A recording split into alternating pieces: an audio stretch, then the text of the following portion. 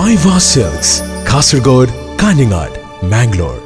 കർണാടകയിൽ നടക്കാൻ പോകുന്നത് ചില്ലറ കളിയല്ല. കാണാൻ വേണ്ടി പോകുന്നത് പൊടിപൂരമാണ്.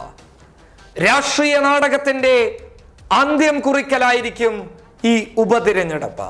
രണ്ടും കൽപ്പിച്ച് മുന്നോട്ട് വരുന്ന വിമത MLA മാർ പറയുന്നു, പൊതുജനങ്ങൾ ഞങ്ങളെ കൈവിടില്ല എന്ന്. അവർ ചതിയന്മാരാണ്, പൊതുജനങ്ങളെ വഞ്ചിച്ചവരാണെന്ന് കോൺഗ്രസും മുന്നോട്ട് വെക്കുമ്പോൾ പൊടിപാറും കർണാടകയിലെ ഉപതിരഞ്ഞെടുപ്പ്.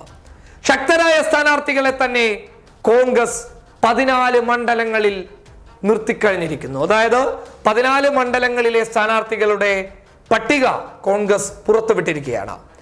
ഈ തിരഞ്ഞെടുപ്പ് നടക്കുന്ന 15 മണ്ഡലങ്ങളിൽ 12 മണ്ഡലങ്ങളും കോൺഗ്രസിന്റെ കയ്യിലുള്ള മണ്ഡലങ്ങളാണ്. ഈ 12 മണ്ഡലങ്ങളിലും ശക്തമായ പോരാട്ടം കാഴ്ചവെച്ച് വിജയിക്കുക എന്നുള്ളത് കോൺഗ്രസിന്റെ ഏറ്റവും വലിയ ആവശ്യം തന്നെയാണ്. അപ്പോൾ വിമത MLA മാർക്ക് നല്ല മറുപടിയും നൽകണം, ഒരു പകരം വീട്ടലുമാകണം, ഭരണം തിരിച്ചു പിടിക്കലും വേണം. പക്ഷേ അങ്ങനെ ഇരിക്കുന്ന സാഹചര്യത്തിൽ കർണാടകയിലെ കുതിര കച്ചവടത്തിന് നേതൃത്വം നൽകിയ വിമത MLA മാരിൽ പ്രമുഖനായ രമേശ് ജാർക്കിഹോളിക്കിട്ട് ഒരു 8ന്റെ പണിയും കൊടുക്കണം. വെറുതെ വിടാൻ വേണ്ടി പാടില്ല. ആ പണി ഇങ്ങനെയാണ്. DK ശിവകുമാറും സിദ്ധരാമയ്യയും മുൻകൂട്ടി തയ്യാറാക്കിയ തിരക്കഥ പോലെ ഗോകക്കിൽ രമേശ് ജാർക്കിഹോളിക്കെതിരെ മത്സരിക്കുന്നത്, കോൺഗ്രസ് സ്ഥാനാർത്ഥിയാകുന്നത് രമേശ് ജാർക്കിഹോളിയുടെ സ്വന്തം സഹോദരൻ ലക്കാൻ ജാർക്കിഹോളിയാണ്. ഇത് മരണമാസ് തന്ത്രം തന്നെയാണ്.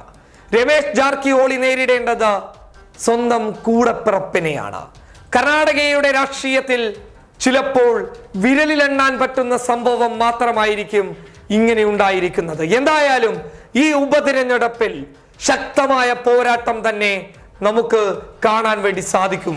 സ്വന്തം സഹോദരനെ തോൽപ്പിക്കാൻ കോൺഗ്രസ് സ്ഥാനാർത്ഥിയായി മുന്നോട്ട് വരുന്ന ലക്കാൻ ജാർക്കിഹോളിക്ക് ആ മണ്ഡലത്തിൽ നല്ല ജനകീയതയുണ്ട്. ആ ജനകീയതയെ പേടിച്ചിരിക്കുകയാണ് വിമത MLA-യും നിലവിൽ BJP സ്ഥാനാർത്ഥിയുമായ രമേശ് ജാർക്കിഹോളി. എന്തായാലും ശക്തമായ നീക്കം നടത്തി കർണാടകയിലെ കോൺഗ്രസിന് ശക്തി പകരുകയാണ് DK ശിവകുമാറും സിദ്ധരാമയ്യയും. കർണാടകയിലെ ഈ ഉപതിരഞ്ഞെടുപ്പിൽ പൊടിപാറുന്ന പോരാട്ടം നമുക്ക് കാണാൻ വേണ്ടി സാധിക്കും. News desk public Kerala.